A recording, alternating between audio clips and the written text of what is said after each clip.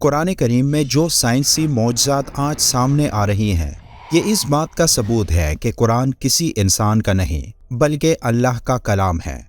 قرآن میں اللہ تعالیٰ نے لوگوں کو بار بار اس طرف متوجہ کیا کہ مظاہر فطرت پر غور و فکر کریں اور ان میں اس کی نشانیاں تلاش کریں۔ قرآن کریم کی ایک آیت میں اللہ نے اس دنیا کی سب سے حقیر اور کمزور مخلوق کی مثال بیان کی ہے، جس میں موجودہ مطلب کو سمجھ کر ایک انسان اس دنیا کا اصل مطلب جان سکتا ہے۔ تمام جانداروں میں یہ نشانیاں موجود ہیں، لیکن چند ایک خاص طور پر وہ ہیں جن کا ذکر اللہ نے قرآن پاک میں فرمایا، اور انہی جانداروں میں سے ایک مچھر ہے۔ جب قرآن پاک میں مکڑی اور مکھی کی مثال بیان ہوئی تو مشرک کہنے لگے کہ بھلا ایسی حقیر چیزوں کے بیان کی قرآن جیسی اللہ کی کتاب میں کیا ضرورت؟ تب اللہ نے ان کے جواب میں یہ آیات نازل فرمائی۔ اللہ تعالیٰ اس بات سے بالکل شرم اور ندامت محسوس نہیں کرتا کہ وہ کسی مچھر کی مثال بیان کرے یا اس کے اوپر کی کسی چیز کی۔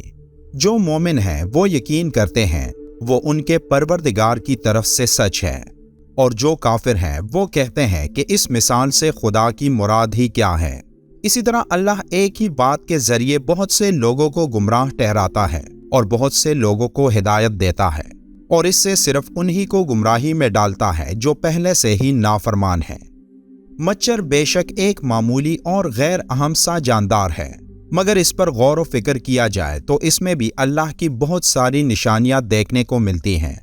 اللہ تعالیٰ نے مچھر کے لیے قرآن میں بعودتا کا لفظ استعمال فرمایا ہے، اور یہ لفظ مؤنث ہے۔ مچھر کی دنیا میں کوئی 3500 اقسام ہیں، اور ان تمام اقسام میں صرف مچھر کی مادہ ہی انسانوں، حیوانوں اور پرندوں کا خون چوستی ہیں، جبکہ نر مچھر نباتات اور پھلوں کا رس چوستا ہے۔ سوال یہ پیدا ہوتا ہے کہ مچھر کی جنسی شناخت تو آج کی میڈیکل سائنس کا کارنامہ ہے کہ آج ہمارے پاس ایسی جدید خوردبین ہیں جو کسی شے کو ہزاروں اور لاکھوں گنا بڑا کر کے دکھاتی ہیں، جبکہ قرآن نے بعودتا کا لفظ بول کر 1450 سال قبل بتا دیا کہ وہ مچھر جس سے انسانوں کو تکلیف پہنچتی ہے وہ مادہ مچھر ہیں، نر نہیں ہیں۔ منافقوں نے اگرچہ مچھر اور مکھی کے چھوٹے پن کی وجہ سے قرآن پر اعتراضات کیے، لیکن اگر ان میں تھوڑی سی عقل ہوتی اور اس چھوٹے سے جانور کی ساخت اور بناوٹ پر غور و فکر کرتے تو سمجھ لیتے کہ اس کے بنانے میں باریک بینی اور عمدگی کی ایک دنیا صرف ہوئی ہے کہ جس سے عقل حیران رہ جاتی ہے۔ امام جعفر صادق اس چھوٹے سے حیوان کی خلقت کے بارے میں ارشاد فرماتے ہیں، اللہ نے مچھر کی مثال دی ہے، حالانکہ وہ جسامت کے لحاظ سے بہت چھوٹا ہے، لیکن اس کے جسم میں وہ تمام آلات اور اعضاء ہیں جو خشکی کے سب سے بڑے جانور کے جسم میں ہیں، یعنی ہاتھی، اور اس کے علاوہ بھی اس کے 2 عضو یعنی سینگ اور پر ہیں جو ہاتھی کے پاس نہیں۔ یہ ظاہر کمزور سا جانور جسے خدا نے ہاتھی کی طرح پیدا کیا، اس میں غور و فکر انسان کو پیدا کرنے والے کی عظمت کی طرف متوجہ کرتا ہے، خصوصاً اس کی سونڈ جو ہاتھی کی سونڈ کی طرح اندر سے خالی ہے اور وہ مخصوص قوت سے خون کو اپنی طرف کھینچتی ہے۔ یہ اتنا حساس ہوتا ہے کہ صرف کسی چیز کے اٹھنے سے خطرہ محسوس کر لیتا ہے اور بڑی تیزی سے اپنے آپ کو خطرے کی جگہ سے دور لے جاتا ہے، اور تعجب کی بات یہ ہے کہ انتہائی کمزور ہونے کے باوجود بڑے سے بڑے جانور کو عاجز کر دیتا ہے۔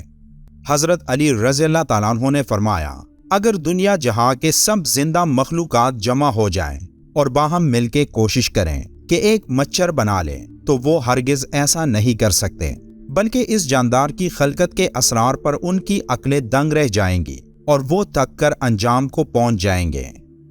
آج میڈیکل سائنس دانوں نے مچھر کی 3500 کے لگ بھگ اقسام کی کھوج کی ہے، لیکن یہ تعداد یقینی نہیں۔ اب ان کی کل اقسام کتنی ہیں یہ صرف ایک اللہ ہی کو علم ہے۔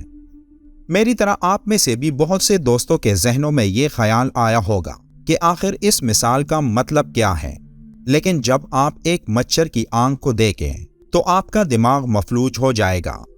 مچھر کی ایک آنکھ کے اندر بھی کئی آنکھیں ہیں، اور یہ تمام آنکھیں ایک ساتھ کام کرتی ہیں۔